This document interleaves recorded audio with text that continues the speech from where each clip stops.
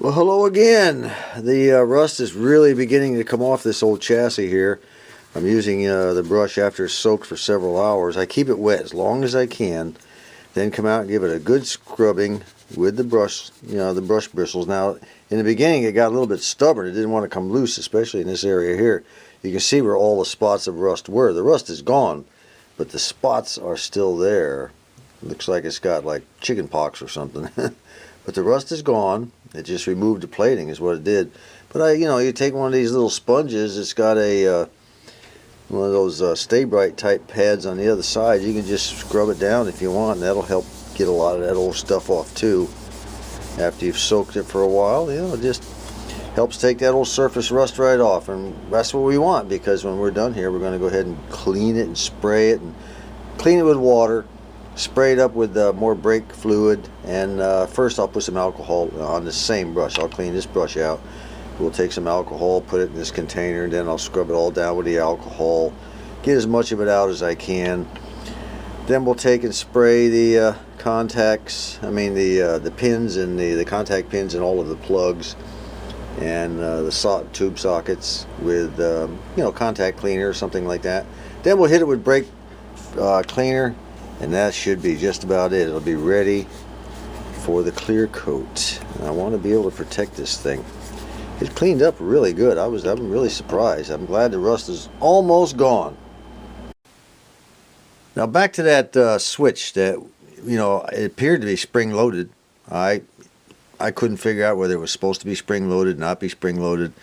I kept farting around with it and everything, and I managed to stick a jeweler's screwdriver down between the phenolic surface and the body of the switch, and I sprayed some penetrating oil down in there and swished it around a little bit. I filled it up, swished it around real good, and then after it sat for a while, I worked the switch back and forth, back and forth, back and forth, and then went ahead and took some contact cleaner and did the same thing. Cleaned it all out, sprayed it real good, let it set overnight, and this is what we have today.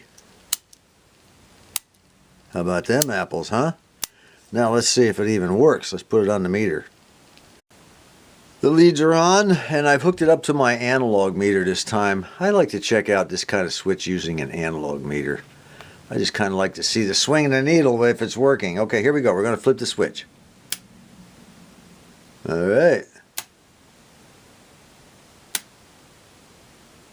All the rust is gone. Just like I said, just the little flea bite areas where it was. All the plating is gone. But the rust has disappeared. There are a couple of stubborn areas, like right there. We'll need a little bit of navel jelly, I think. And a little bit of navel jelly around this rubber area, this rubber bushing. And that's about it as far as I can see. There may be a couple areas on top of that transformer that may need a little navel jelly. But right now, all I'm doing is I'm taking a bucket of warm water because it's cold out there. I'm just going to take a rag, soak it up, squeeze it out, and start wiping it down. And then we'll spray it a little bit with the old QD electronic cleaner, and then take it outside and give it a good bath with the brake cleaning spray. Some of you may be wondering how much of that evaporust went down through here on into the components at the bottom of the chassis. A little bit did, a little bit right there, and a couple of runs were right here. But for the most part, I think we got a little bit up here. What is this? Yeah, we can go ahead and wipe that off. But it's all going to be sprayed and cleaned up anyway, so we'll just get most of it up. And that's about it. Not very much at all, I'm happy to say. Fortunately, the temperature is really nice today. Relatively speaking, it's not 75 degrees or anything like that. I think it's in the 50s, lower 50s, which makes it kind of nice for me to get out here and spray without freezing to death, We'll get this baby one more time. I'm going to give it a scrub when I'm done, but this is going to be just about all she's going to give us. The little brake cleaner does the job, I'll tell you. Especially I want to get down in those sockets. That's the key. A few spots out in the middle are not a big deal. Down in those sockets is where you want to get them clean. I'll spend another day or so doing that. Alright, we'll let that dry for a while. And then hit the bottom a little bit. And that'll be about it, except for some hand cleaning with I got a little toothbrush. We'll go around here, there, and everywhere. Let me clean the inside of this plug. I better clean the plug while I'm at it. Get that baby looking halfway decent. Turn it around, do the t'other side. It's going to take 2 hands. But anyway, that's what we're doing. I now have to attack it with this stuff here. And I know this stuff is getting pretty boring, and I really don't want to, walk you through step by step, but there are some things that folks who have never done this need to know. Here's a strap, for instance, between a couple of terminals, okay? Now, I had to unloosen the screws and swing that baby open because I had to clean underneath it and between the 2 screws, okay? Don't ignore those, because that crud and crap and cleaner and everything you've been using gets up underneath that thing. It's a simple matter of just unscrewing the screws, slipping it back under, tightening the screws back up, and you're good to go. That's all it takes. It only takes a few seconds. Make sure that they're very clean. Those straps they put between terminals like that, they're not there for no reason. There's a reason, okay? All right, as you can see, there's quite a bit of rust on the transformer cover that has to be done. And I'm going to do that last. Right now, I got to get the ends. The ends of the chassis were really heavy with rust, and the old evapor rust, I couldn't keep it wet, enough to, as you can see, it'll scrape off a little bit. I'll probably take some very fine sandpaper and go over the top of this, then put my navel jelly on, and then wipe it off. And to keep it from dripping all over the inside, get this lamp out of our way. To keep it from dripping all over the inside, I put a towel up in there to plug those holes as much as I could all the way across. So if it drips, it'll drip on the towel. There may be 1 or 2 drops get down in the chassis on the bottom, but you just do the best you can, guys.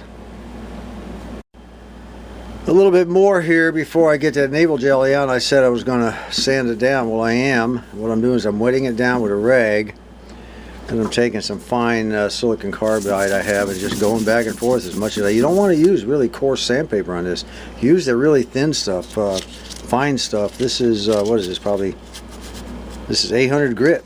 Yeah, use your old 800 grit. Take some time on it, Help the navel jelly out a little bit. It'll come back and pay you back in spades, okay?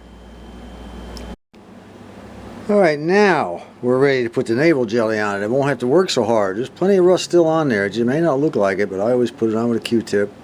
Try to keep the drips down as much as possible. I just pour it in the cap, dip my Q-tip in there, and just put it on a little heavier where it needs it, a little thinner in other areas.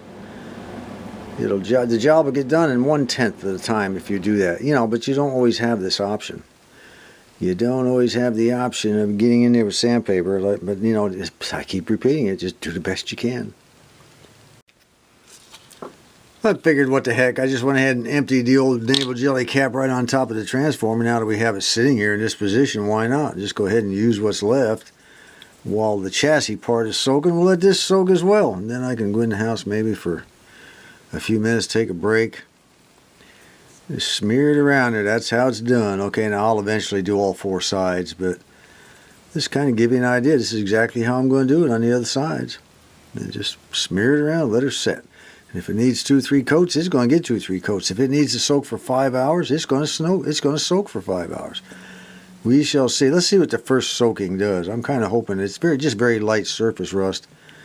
Let's see if it takes it on down to nothing in like an hour or so. That'd be nice. If not, we'll do it again. Well, right after that last segment, wifey sent me down to Walmart. I wound up spending about an hour and a half downtown. I decided to hit a flea market or 2. And I just got back, and as you can see while I was gone, boy, she just cleaned up really nice. And this is the transformer side that was really rusty. That looks really good too. I gave it a good sanding with that 800 grit paper, and that has really got the remaining black paint smooth as can be. This looks really good.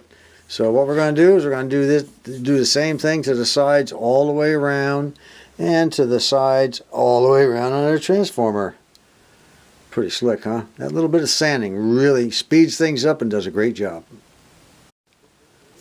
The switch is back in, and let's go ahead and test this red button. Now this red button is spring loaded. See, it goes up and down. Let's see what happens over here.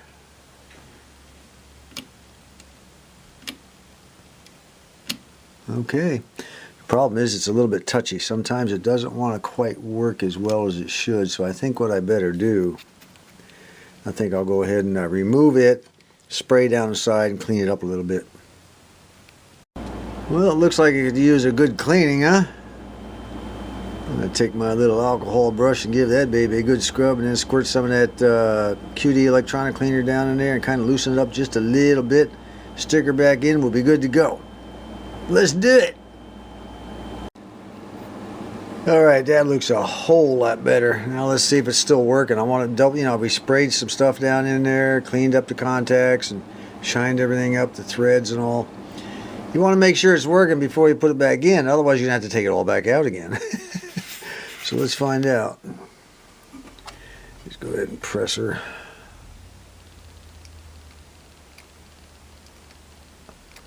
She's good. I might, that switch there, it feels, now that I sprayed the contact cleaner down there, it feels kind of like it could use just a touch of lubricant. I might drop a couple drops of WD-40 down in there on a screwdriver, just kind of let it ease on down in there to give it at least some lubrication. Here's how we'll get that WD-40 in there. We'll just take a little screwdriver like that, put it down in there on that side, because this thing is at an angle going down this way, and I'll go ahead and drop a few drops down in there all the way around. I'll put a little bit more down around this side, and then we'll work it a couple times to see what it feels like. We'll just play it by ear. And now that we have that in there and it's nice and smooth, it feels real good, we check it one more time to make sure she's still working. Yep.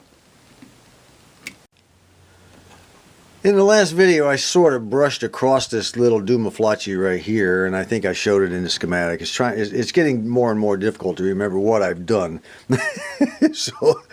And having to go back and check all the time is getting old, so I'll just press on from here. I showed it on the schematic, I believe. If not, well, here it is. It's the add, subtract, play solenoid, okay? 2 solenoids with a set of contacts with 3 capacitors. That's all it is. And it's called Z502 on the schematic, and you can see the dotted line around it, okay? Now, what does this thing do? Well, I really wasn't certain at first. I knew it added and subtracted something, but one of our good subscribers, Roy Croson, he jumped in and he said, it lets the carriage drive 2 times to the left and 2 times to the right. And then he elaborated on some more information about it, about the, which solenoid gets a pulse and which doesn't. I'm not going to go into all that. All I need to know is it makes the carriage go 2 times to the left and 2 times to the right. And the reason it does it twice is in case it misses a record, it'll get it on the second shot. Okay, that's what it's all about.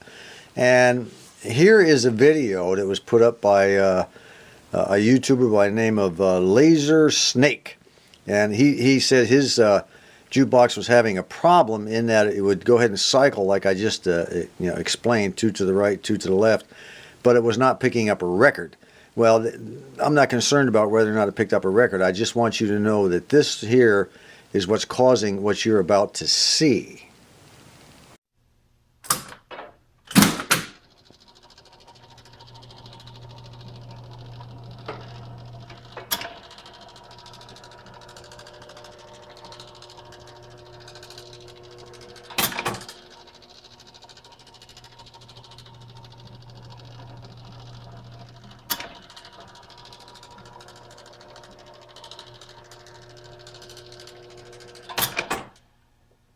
I think you got from the video, if you didn't get it from the video, you should have. This thing is a very, very important little item. Without it, the entire jukebox is dead in the water. And it's kind of interesting that Seeburg would, stake its entire reputation in operation of a jukebox on this tiny little piece of plastic right here. It won't cycle back and forth. Anyway, we'll take a little more in-depth look at it next time when we take it off, clean it. Hopefully it'll all come out in the wash and look really good and operate really good. And so I guess that's it for now. Until next time, this is John. Well, I'll tell you what, why don't we just go ahead and spray paint this baby, and then we'll call it quits. The this cord, I'm getting sick of looking at this old nasty cord. Boy, this is what you call a shot to pieces cord. So, my favorite part of restorations. I love this part. Chop, chop.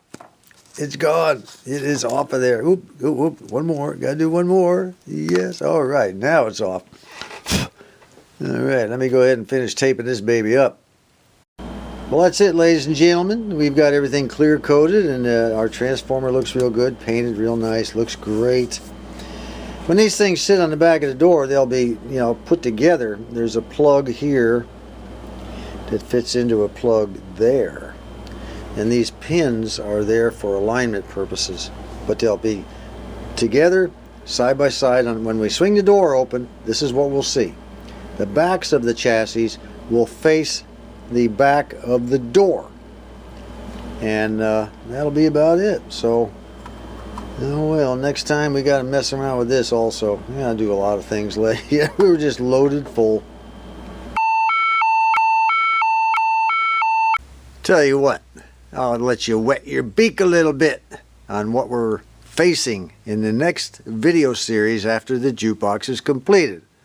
And trust me, this is just a tiny portion of what awaits us.